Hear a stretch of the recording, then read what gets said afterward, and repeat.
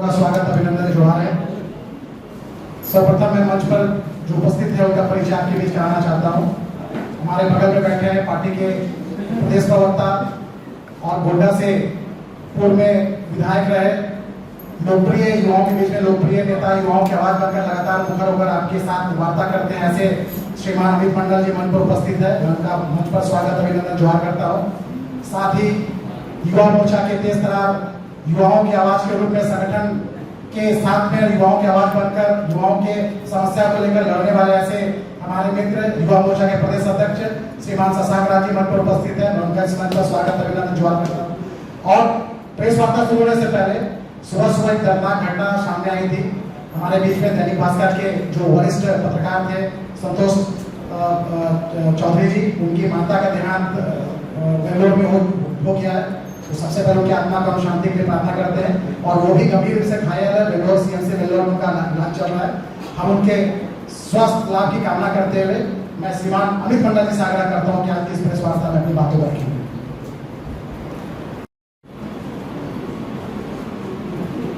सभी मीडियागणों को प्रणाम करे छे। उम्मीद करे छे कि सब ठीक ठाक है।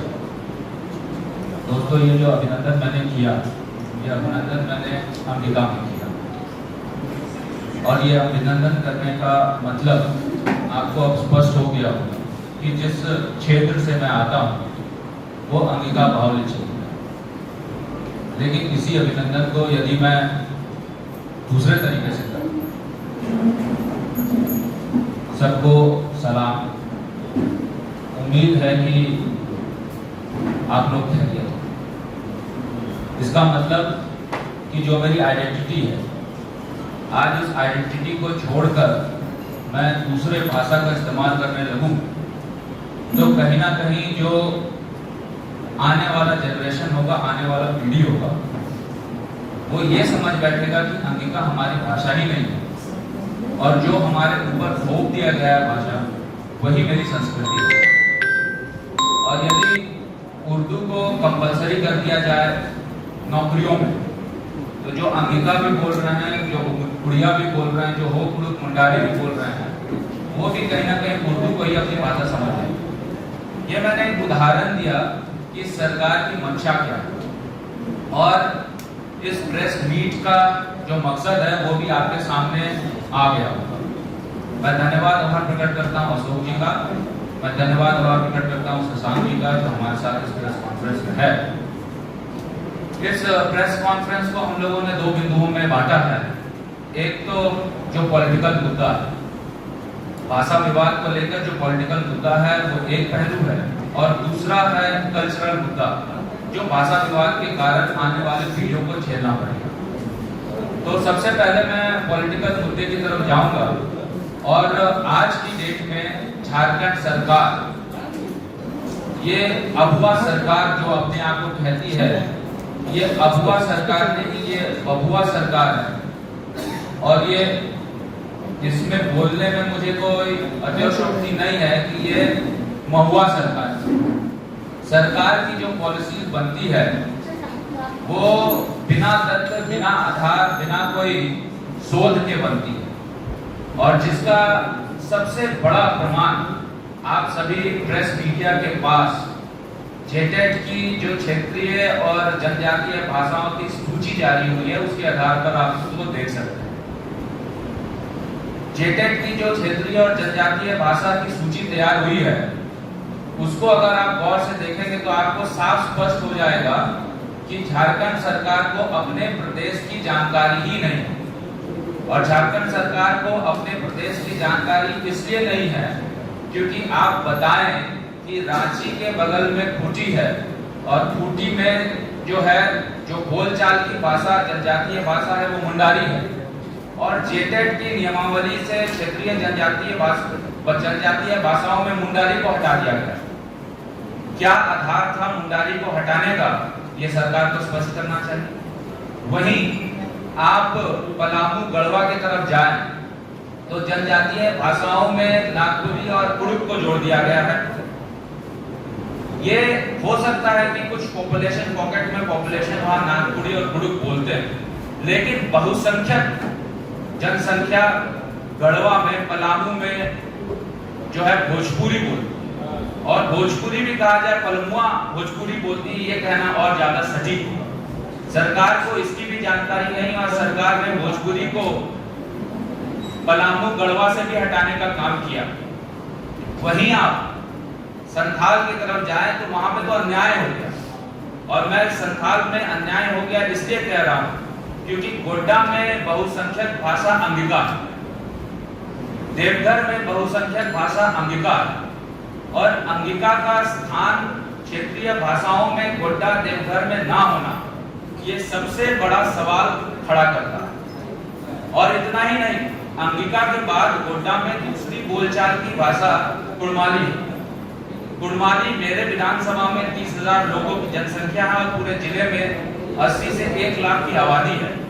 कुड़माली का गोड्डा में ना होना क्षेत्रीय भाषाओं में यह सबसे बड़ा सवाल खड़ा करता है कि आखिर सरकार ने किस आंकड़े के तहत, सरकार ने किस एनालिसिस के तहत जेटेट की नियमावली को निकाला।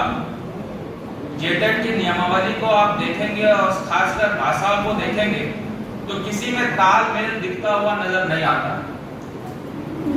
आपने जनजातीय भाषाओं की तो बात की, लेकिन इसके साथ साथ क्षेत्रीय भाषाओं में जो विसंगतियां आई है उसमें सरकार को किसने इनपुट दिया, यह सरकार को स्पष्ट करना होगा। मैं सीधा सीधा सरकार से सवाल करता हूं कि सरकार ने यदि मुंडारी को बूटी से हटाया तो किस बेसिस पे हटाया, ये सरकार स्पष्ट करे। सरकार ने भोजपुरी को पलामू गढ़वा से हटाया तो सरकार ने कौन सी जहां पे जनसंख्या काउंटिंग की, ये सरकार को स्पष्ट करना चाहिए। सरकार ने अंगिका को गोड्डा से हटाया तो किस जनसंख्या के आधार पर, किस एनालिसिस के आधार पर सरकार ने हटाया, ये सरकार को स्पष्ट करना चाहिए। सरकार ने कुड़माली को गोड्डा से हटाया तो कौन से काउंट के आधार पर हटाया, ये सरकार को स्पष्ट करना चाहिए। और सरकार का ये थीसिस देना कि पत्र लिखा गया है, जो कि हालिया दिनों में आपको भी पता है कि फाइनेंस मिनिस्टर राधाकृष्ण किशोर जी ने एक पत्र मुख्यमंत्री को लिखा था, तो ये पत्र लिखना, लव लेटर लिखना, यह बंद करे यहाँ की सरकार और मंत्री। क्योंकि आपकी जानकारी में होगा कि इससे पहले भी भाषा विवाद जब शुरू हुआ था तो मिथिलेश ठाकुर जी जब मंत्री हुआ करते थे तो उन्होंने भी पत्र लिखा था मुख्यमंत्री को कि भोजपुरी को गढ़वा पलामू में जोड़ा जाए। आज जब पुनः जेटेट की नियमावली निकली है तो फिर से वो मिस्टेक, फिर से वो गलती ये सरकार कर रही है। तो सरकार ये गलती नहीं कर रही है, सरकार ये जानबूझकर प्रयास कर रही है कि हमारे आइडेंटिटी को, हमारे संस्कृति सभ्यता को मिटाए और हमारे ऊपर ऐसी चीजें थोप दे जो हम लोग कभी फॉलो नहीं कर पाए हैं और भविष्य में फिर हम लोगों को लगे कि यही हमारी संस्कृति और सभ्यता है। दोस्तों, बहुत ऐसी बातें हैं जो आपके समक्ष रखने योग्य हैं। उसमें प्रमुख तौर पर मैं गोड्डा की बात करते हुए ये कहूंगा कि रघुवर दास जी की सरकार में अंगिका को द्वितीय राजभाषा का दर्जा हम लोगों ने दिलाया और अमित मंडल 2019 में जब विधायक बनकर आया था तो अंगिका में मैंने शपथ लिया था। और अभी वर्तमान में जो आपके ग्रामीण विकास मंत्री दीपिका पांडे सिंह है, उन्होंने भी 2024 में जब वो विधायक बनी थी तो अंगिका में शपथ लिया था। जब विधानसभा के अंदर अंगिका एक लैंग्वेज है, अंगिका एक भाषा है जिसका प्रयोग शपथ लेने में कर सकते हैं, तो कहीं ना कहीं विधानसभा इस चीज को रिकॉग्नाइज कर रही है, लेकिन झारखंड सरकार इस चीज को रिकॉग्नाइज कर रही है। सबसे बड़ा विरोधाभास है। अंगिका गोड्डा अलग अलग भाषा है। गोड्डा में हो सकता है गोड्डा पॉकेट्स में बोली जा रही हो, लेकिन बहुसंख्यक अगर देखा जाए तो अंगिका गोड्डा और देवघर में बोली जाती है। गोड्डा में दूसरी क्षेत्रीय भाषा बंगला है। वहां पर कई ऐसे गांव बसते हैं जहां बंगाली भी बोली जाती है। और देवघर में यदि आप मधुपुर का भी इतिहास उठाकर देखें और देवघर का भी इतिहास उठाकर देखें तो बंगला भी देवघर में क्षेत्रीय भाषाओं में शुमार हो सकता है, लेकिन बंगला वहां से देवघर से भी गायब है। तो सरकार को अंडरस्टैंडिंग ही नहीं है पूरे प्रदेश की कि आखिर किस क्षेत्र में कौन सी भाषा बोली जा रही है। और मैं दावे के साथ कहता हूं, ऑन रिकॉर्ड ये कहता हूं कि सरकार के जो भी मंत्री हैं वो सिर्फ लेटर लिखने के नाम पर लोगों को दिग्भ्रमित कर रहे हैं। क्योंकि मुझे याद है कि जब 13-11 जिले का कमेटी बना था तो राधा कृष्ण किशोर जी भी मेंबर थे, और हम लोगों ने जब अध्ययन यात्रा की थी तो उसमें हम लोगों ने साफ स्पष्ट किया था कि झारखंड में इतनी ज्यादा विविधता है कि हम लोग कोई भी लैंग्वेज को पिन पॉइंट करके नहीं कह सकते हैं कि यह झारखंड का लैंग्वेज है। इसीलिए चाहे वो राधा कृष्ण किशोर जी हो, मैं दावे के साथ कहता हूं कि यदि मेरी प्रेस कॉन्फ्रेंस में सच्चाई नहीं है तो वो ऑन रिकॉर्ड आकर बोले कि पलामू और गढ़वा में भोजपुरी नहीं बोली जाती है। मैं संजय सिंह यादव जी से कहूंगा ऑन रिकॉर्ड आकर बोले कि पलामू गढ़वा में भोजपुरी नहीं बोली जाती है। मैं अनंत नारायण देव जी से कहूंगा कि वो ऑन रिकॉर्ड आकर बोले कि पलामू गढ़वा में भोजपुरी नहीं बोली जाती है। मैं कालीचरण सिंह मुंडा से आग्रह करूंगा कि आप ऑन रिकॉर्ड आकर बोले कि खूंटी में मुंडारी बोली नहीं जाती। मैं दीपिका पांडे सिंह जी से ऑन रिकॉर्ड आकर कहूंगा बोलने कि गोड्डा में अंगिका बोली नहीं जाती है। मैं प्रदीप यादव जी से ऑन रिकॉर्ड कहूंगा आकर बोलने कि गोड्डा में अंगिका नहीं बोली जाती है। मैं संजय यादव जी से ऑन रिकॉर्ड कहूंगा आकर बोलने, जो बांका के मंत्री हैं, झारखंड के मंत्री कम हैं, कि ऑन रिकॉर्ड आकर बोले कि गोड्डा में अंगिका नहीं बोली जाती। जब इतने मंत्री, इतने विधायक ये नहीं कह सकते हैं कि भोजपुरी और अंगिका जो नियमावली जेटेट की नियमावली बनी है वो ठीक बनी है, तो फिर अपने सरकार को इन्होंने इन बातों से अवगत क्यों नहीं कराया। और आपके जानकारी के लिए मैं कह दूं कि जो भी नियमावली बनती है, जो भी नियम बनती है, तो सबसे पहले वो कैबिनेट जाती है, और जब वो कैबिनेट जाती है तो कैबिनेट के अनुशंसा के बाद ही वो नियम सार्वजनिक होती है। तो जब वो कैबिनेट ये प्रस्ताव गया होगा तो क्या उस समय दीपिका पांडे सिंह जी को अंगिका के नाम पर आपत्ति नहीं दर्ज करना चाहिए? क्या राधा कृष्ण किशोर जी को भोजपुरी के हटाने के नाम पर आपत्ति दर्ज नहीं करना चाहिए?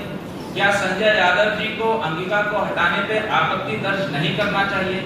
यदि आपने कैबिनेट के मीटिंग पे ही आपत्ति दर्ज की होती तो आज ये स्थिति परिस्थिति उत्पन्न ही नहीं होती और ये विवाद उत्पन्न ही नहीं होता, खड़ा ही नहीं होता। वहीं मैं ये भी कहना चाहूंगा कि गोड्डा में यदि कुरमाली हट जाता है तो ये जेबीकेएसएस जो कि जीत के 2020-21 में धनबाद और बोकारो में आंदोलन कर रहा था, क्यों नहीं आप अभी मुखर होकर गोड्डा से कुरमाली को हटाने का विरोध कर रहे हैं? क्यों आप सरकार के पिट्ठू बन गए हैं और सरकार की सब नीतियों में आप हाँ में हाँ मिला रहे हैं? मुझे तो लगा कि सबसे पहले जेबीकेएसएस को ही आंदोलन शुरू करना चाहिए था, कुरमाली को गोड्डा से हटा दिया गया तो इसके लिए संघर्ष तो शुरू हो जाना चाहिए था। लेकिन आज जेबीकेएसएस, उनके विधायक शांत है, जो ये दर्शाता है कि कहीं ना कहीं एन के प्रकारे जेबीकेएसएस का मकसद जेएमएम महागठबंधन को फायदा पहुंचाना है। वहीं आप चीजों को और एनालिसिस कीजिएगा, इन डेप्थ जाइएगा, तो ये भाषा विवाद उत्पन्न करने का मेन वजह क्या है ये आपको समझना होगा। दोस्तों, जैसा आप जान रहे हैं कि झारखंड की अर्थव्यवस्था चरमराई हुई है और मैया सम्मान योजना के द्वारा जो राशि बांटा जा रहा है, सरकार को आने वाले समय में विकास की योजनाओं को, अपने कर्मियों को वेतन के भुगतान में दिक्कत, परेशानियां, कठिनाइयां होने वाली, और इसी को देखते हुए सरकार इस स्थिति में नहीं है कि आने वाले समय में सरकारी नौकरियां यहाँ के युवाओं को दे।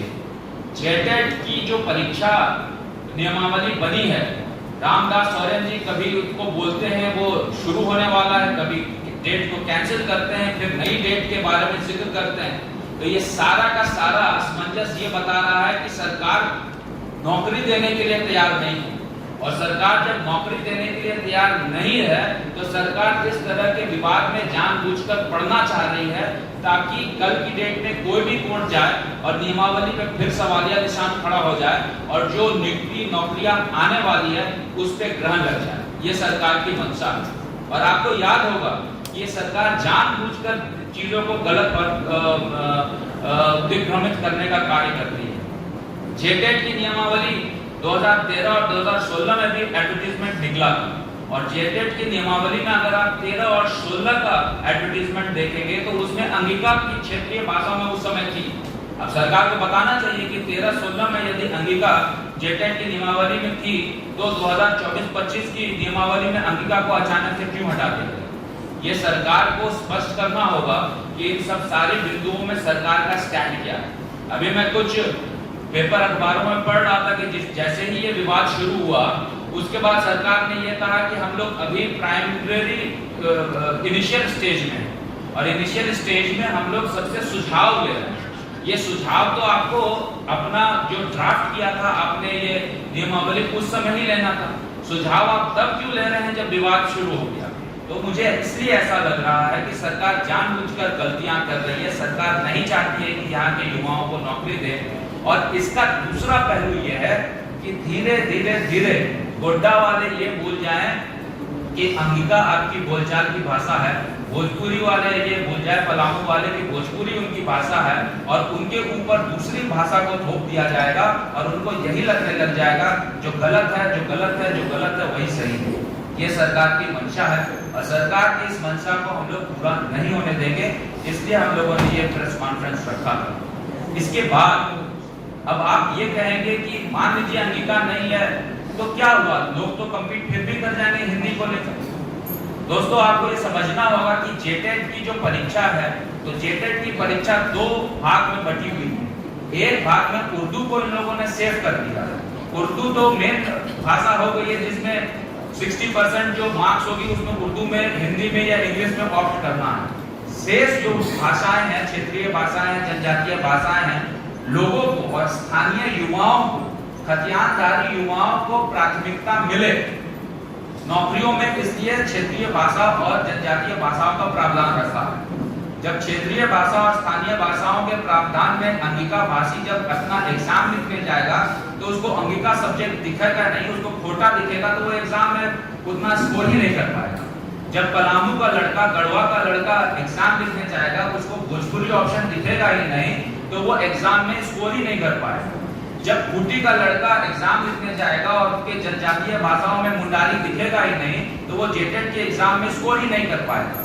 तो वैसे खतियानधारी जिनको प्राथमिकता मिलनी चाहिए इन क्षेत्रों के, वो ठगा सा महसूस अपने आप को उस समय करेंगे।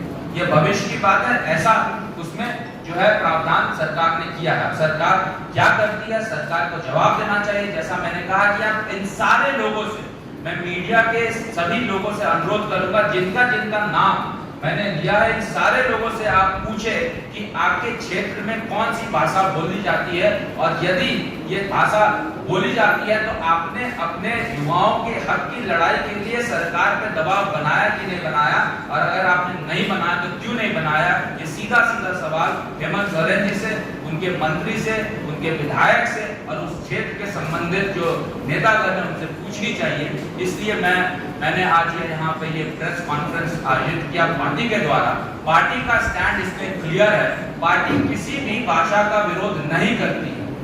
पार्टी ना खोटा का विरोध करती है, ना अंगिका का विरोध करती है, ना मगही का, ना हो मुंडारी का विरोध करती है।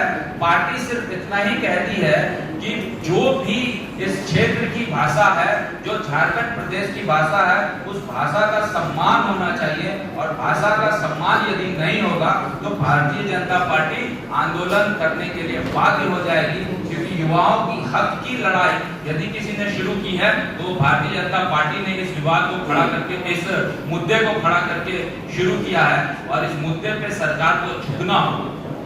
जैसा मैंने कहा कि इसका प्रेस कॉन्फ्रेंस का दूसरा पहलू ये है कि भाषा अपने आप में आपकी संस्कृति, आपकी सभ्यता को दर्शाता है। आपको याद होगा कि ये सरकार जो आई है, ये सरकार जो है अगुआ सरकार कह के आई है। जनजातियों की जो एससी की, एसटी की जो भावनाओं को जो है वो कहती है कि ये सरकार उसकी उत्थान की बात करेंगे। तो ये सरकार के पास भी मौका था कि सरकार आदिम जनजातीय भाषाओं को भी जोड़े। आदिम जनजातीय भाषाओं को यदि सरकार जेटेट की नियमावली में जोड़ती है तो वैसे लोगों को भी प्राथमिकता मिलता है जो असुर भाषा बोलते हैं, जो बिहोर भाषा बोलते हैं, जो बिरजिया भाषा बोलते हैं, जो कोरबा भाषा बोलते हैं, जो माल पहाड़िया भाषा बोलते हैं, जो परहैया भाषा बोलते हैं, जो सोरी पहाड़िया भाषा बोलते हैं, जो सब्र भाषा बोलते हैं और जो मालतो भाषा बोलते हैं। ये डॉक्टर रामदयाल मुंडा जनजातीय शोध संस्था जीआरआई जिसको बोलते हैं, उनके द्वारा ये आदिम जनजातीय भाषाओं की सूची है। और इन सूची में कई ऐसी भाषाएं हैं जो पहले जेटेट के नियमावली में शामिल थी, लेकिन इस सरकार ने उसको हटा दिया। तो सरकार से अब दूसरा सवाल ये मेरा ये होगा कि आदिम जनजातीय भाषाओं के लिए, आदिम जनजातीय जनसंख्या के लिए सरकार क्या कर रही है? यदि सरकार इन भाषाओं के माध्यम से टीचर्स की नियुक्ति करती तो इन भाषाओं को एक तरह से सरकार प्रमोट करने का काम करती, लेकिन दुर्भाग्य के ये कि ये सरकार की ऐसी स्थिति है कि इन सब चीजों पे सरकार सोचना नहीं चाहती, सरकार शोध नहीं करना चाहती, सरकार पूरी जानकारी लेकर नियमावली बनाना नहीं चाहती, और सरकार जानबूझकर ऐसी जो नियम बनते हैं उनको विवाद में डालना चाहती है। इसको लेकर हम लोगों ने ये प्रेस कॉन्फ्रेंस आयोजित किया। उम्मीद है कि हमारे प्रेस मीडिया के तमाम बंधु जो यहाँ उपस्थित हैं सरकार से भी सवाल करेंगे, और यहाँ के युवाओं को, चाहे वो आदिम जनजातीय हो, चाहे वो सामान्य वर्ग के हो, चाहे ओबीसी हो, पिछड़े हो, उनके हक की लड़ाई लड़ेगी। मैं तमाम प्रेस मीडिया के बंधुओं को धन्यवाद प्रकट करता हूँ, और मैं शशांक जी से भी अनुरोध करता हूँ, युवा मोर्चा का जो आने वाला स्ट्रैटेजी है, युवा मोर्चा जिन मुद्दों को उठा रहा है उनमें भी प्रकाश डाले। ये झारखंड सरकार भाषा के साथ इस पूरे प्रदेश में लोगों के सेंटिमेंट के साथ, कल्चर के साथ खिलवाड़ कर रही है। साथ ही अपने राज्य में दो बड़ी संस्था है जो राज्य के युवाओं को नौकरी देने का काम करती है, जेपीएससी और जेएसएससी। अभी जेपीएससी में एक एडवर्टीजमेंट आया है मेडिकल ऑफिसर का होम्योपैथी छात्रों का, जो एडवर्टीजमेंट नंबर 10/2022 का एडवर्टीजमेंट है। 2022 में यह एडवर्टीजमेंट आया था मेडिकल ऑफिसर का, जो 25 साल बाद आया है। झारखंड बनने के बाद पहली बार होम्योपैथी जो छात्र पढ़ते हैं उनके लिए ये मौका आया है। लेकिन आप देखिए कि जेपीएससी में आखिर कौन लोग नियमावली बनाते हैं कि ये जो एडवर्टीजमेंट 2022 में आया था उसको लिंक को बंद कर दिया गया। पुनः 2025 में एक लिंक खोला गया है, 137 पोस्ट पे मेडिकल ऑफिसर की नियुक्ति के लिए एडवर्टीजमेंट आया है। लेकिन जो बच्चे 2022 से 2025 तक जो लोग कंप्लीट किए हैं BHMS, bachelor of homeopathy medicine and surgery, उन छात्रों को ये सरकार मौका देने का प्रयास नहीं कर रही। आप समझ सकते हैं कि 3 सालों में 22 से 25 के बीच 5 बैच लगभग 300 छात्र पास हुए हैं होम्योपैथिक कॉलेज के स्टूडेंट, और उनको छात्र को क्यों सरकार मौका नहीं दे रही है, सरकार के लोग इसका जवाब नहीं दे पा रहे। तो मैं आग्रह करता हूं इस राज्य सरकार से, इस प्रेस कॉन्फ्रेंस के माध्यम से, कि जो होम्योपैथी का एडवर्टीजमेंट 25 साल के बाद आया है इस राज्य में, इसमें 2022 से 2025 के बीच के होम्योपैथी के छात्रों को भी इस एडवर्टीजमेंट में मौका मिलना चाहिए। जो त्रुटि हुई है जेपीएससी के माध्यम से, ये त्रुटि का सुधार जेपीएससी करे। साथ ही जेएसएससी कैलेंडर जिस प्रकार से सरकार ने अपने पीठ थपथपाने के लिए जारी किया था, और जेएसएससी कैलेंडर को आप देखेंगे गौर से तो कैलेंडर कहीं फॉलो नहीं हो रहा इस राज्य में। इस राज्य में छात्रों को नौकरी के मैदान से निकालकर वेटिंग बेंच पर किस प्रकार से छात्रों को बैठाया जाए, इसकी पूरी तैयारी सरकार ने कर रखी है। केवल पीटी लेना है, मेंस लेना है, उनका रिजल्ट नहीं जारी करना है, ये सरकार का नेचर बन चुका है। सरकार की जो कैलेंडर है उस कैलेंडर में झारखंड पुलिस अवर निरीक्षक की नियुक्ति आई थी, और सरकार ने कहा था कि मई में इसका एडवर्टीजमेंट निकालेंगे, नियुक्ति पूरा करेंगे। आखिर ये दरोगा नियुक्ति कहाँ है, ये सरकार से हमारा पूछना है कि आखिर ये कैलेंडर फॉलो इस प्रदेश में क्यों नहीं हो रहा है। जो सहायक पुलिसकर्मी है, जो लगातार मोराबादी में हर साल आंदोलन देने आते हैं, उनका भी नियमावली खत्म हो चुका है, उनका भी नौकरी लगभग खत्म हो चुका है, और सरकार को कोई चिंता नहीं है कि आखिर उनका समायोजन कहाँ करेंगे। तो इस प्रदेश के लाखों लाख छात्र आज भी वेटिंग में है, और सरकार उनको वेटिंग बेंच पर बैठाना चाहती है, उनको नौकरी के मैदान पर नहीं डालना चाहती है। आने वाले समय में युवा मोर्चा इसको लेकर कड़ा और भरा पूरे प्रदेश में सड़कों पर आंदोलन करेगी।